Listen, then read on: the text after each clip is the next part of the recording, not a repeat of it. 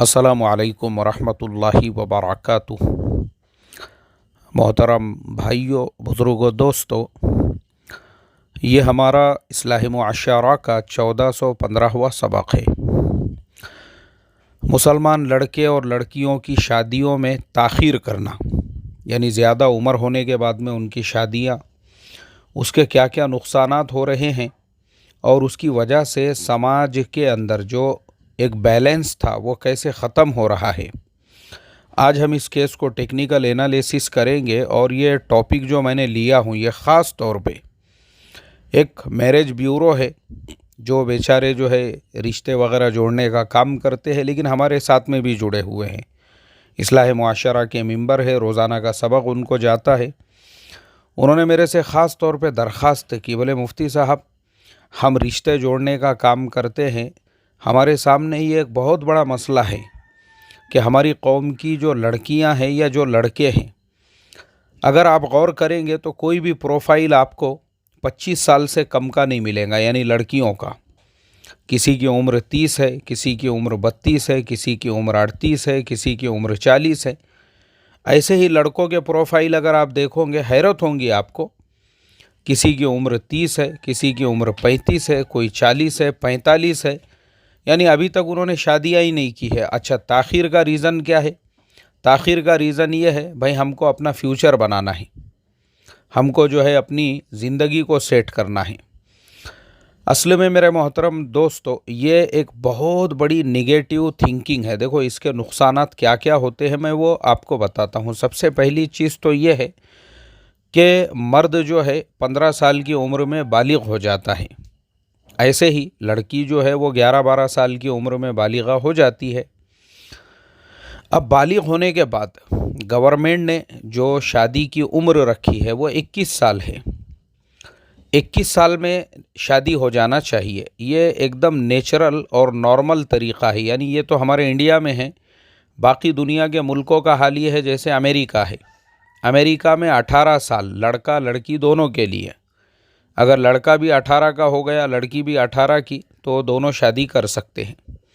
इसी तरह से दुनिया के और भी बहुत सारे मुल्कों पे, मैंने इसके ऊपर 2-4 दिन पहले एक वीडियो अपलोड किया था। उस टाइम पे मैंने थोड़ा रिसर्च किया तो पता चला कि दुनिया में बहुत से मुल्क तो ऐसे हैं जहाँ 14 साल की उम्र में लड़की शादी कर सकती है, लड़के की उम्र 18 साल। ऐसे वहाँ पे उन्होंने जो है उम्र रखी हुई है।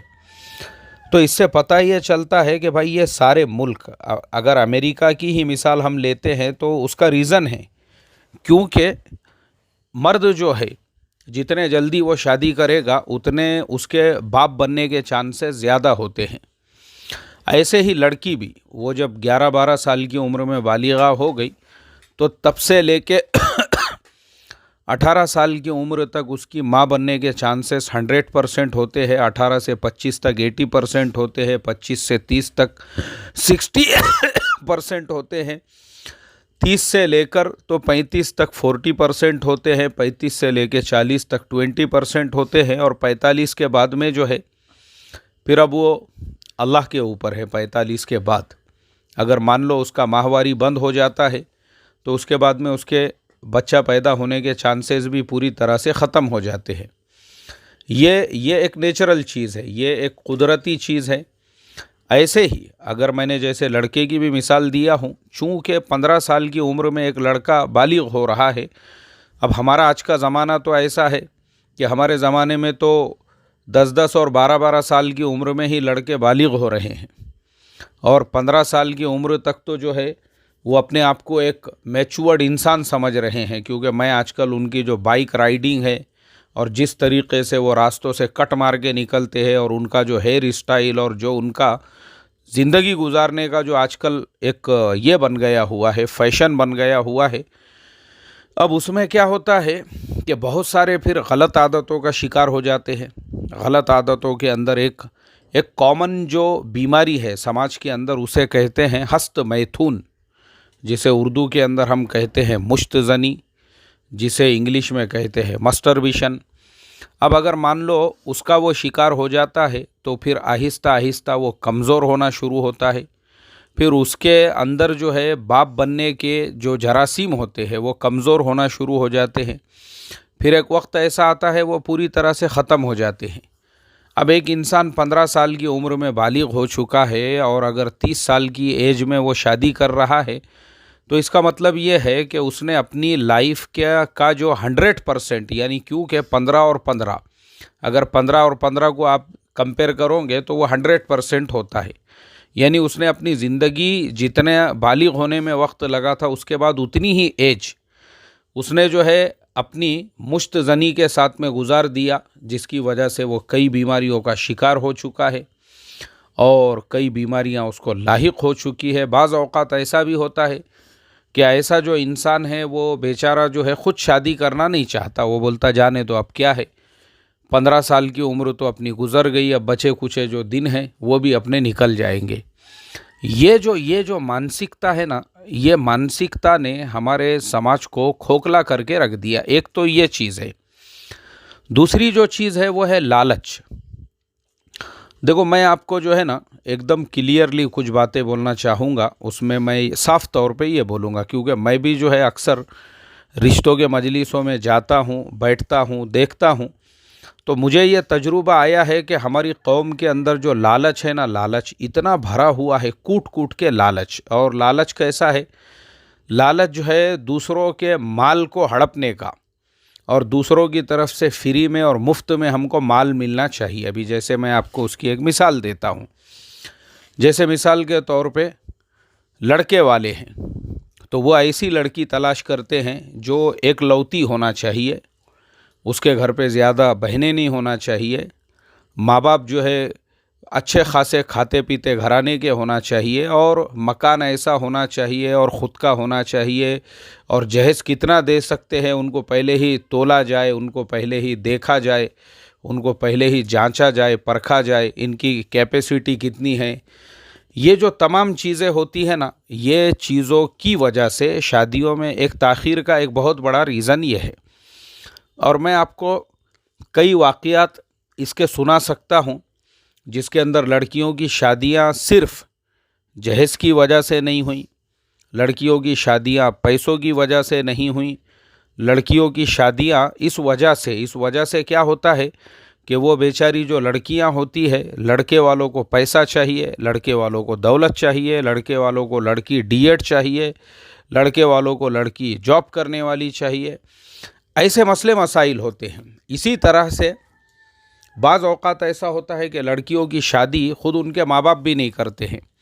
वो देखते हैं कि भाई हमने अपनी बेटी को टीचर बनाने के लिए जो पैसा ख़र्चा किए है उसकी रिकवरी करना है, पहले उसको जॉब करा के, या हमने अपने बेटी को बीसीए कराई या एमसीए कराई और बेटी कहीं पे जॉब कर रही है, तो पहले पूरी रिकवरी हो जाए 4-5 सालों तक।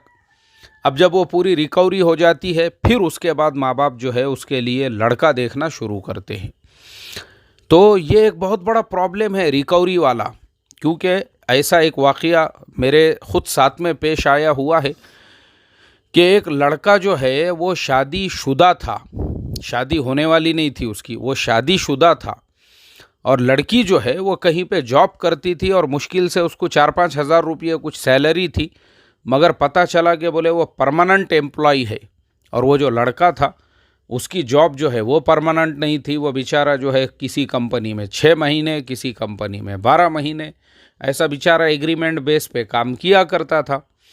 तो लड़की वालों ने उसके साथ में जब अपने बेटी का निकाह किए, अब हालांकि ये गैर शरई अमल है, लेकिन फिर भी मैंने जैसा बताया हम लोग लालची लोग हैं, तो उन्होंने उसके साथ एक एग्रीमेंट किए लड़के वालों के साथ कि बोले हमारी बेटी वो परमानेंट जॉब करती है, तो इसके लिए ये यानी हमारी जो लड़की है वो अपनी जॉब नहीं छोड़ सकती और वो अपनी कंपनी नहीं छोड़ सकती, इसलिए बोले हमारी बेटी की जो जॉब है वो बराबर चलती रहेगी शादी के बाद में भी, और तुम्हारा जो लड़का है उसको भी तुमने यहीं पे जो है रीलोकेट कर देना।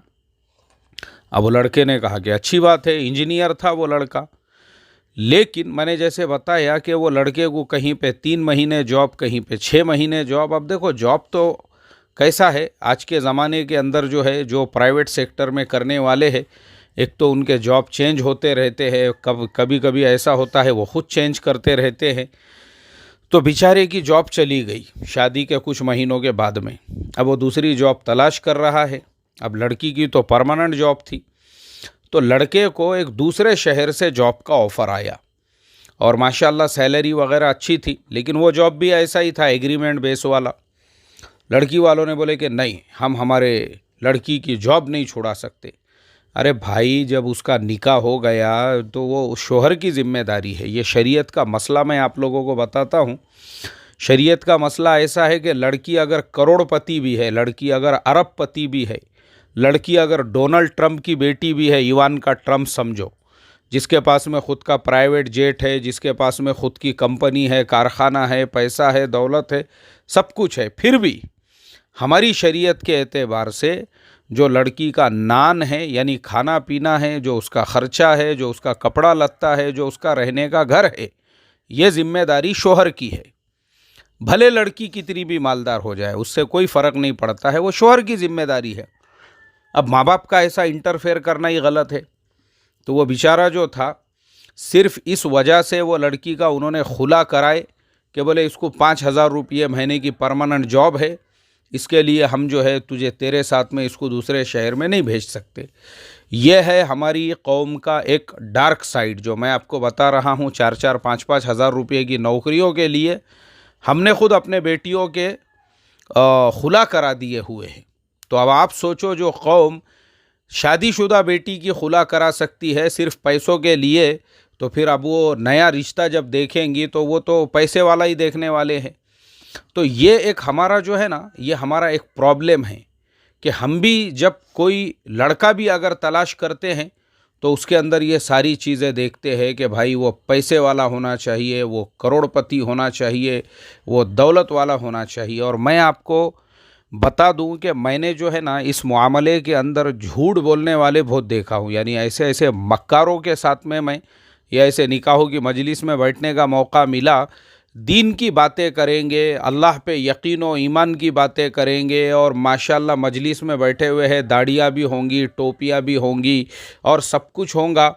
और मान लो लड़के वाला अगर मेरे जैसा समझो कोई इमाम साहब है या मौलाना है या टोपी वाला है, या तो पहले वो उसको टटोलेंगे, पहले उसको जांचेंगे, पहले उसको परखेंगे कि इसके पास में पैसा कितना है, माल कितना है, दौलत कितना है, प्रॉपर्टी कितनी है।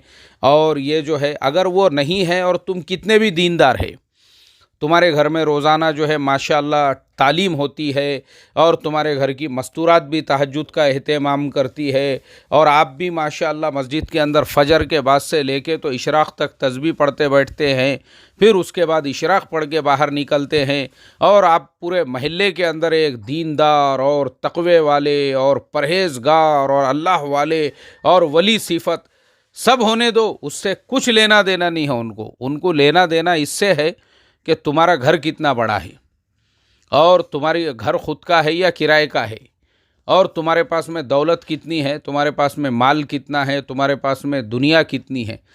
मतलब कैसा है, हम लालची लोग हैं। मेरा मेन बोलने का मतलब इतना ही है बस।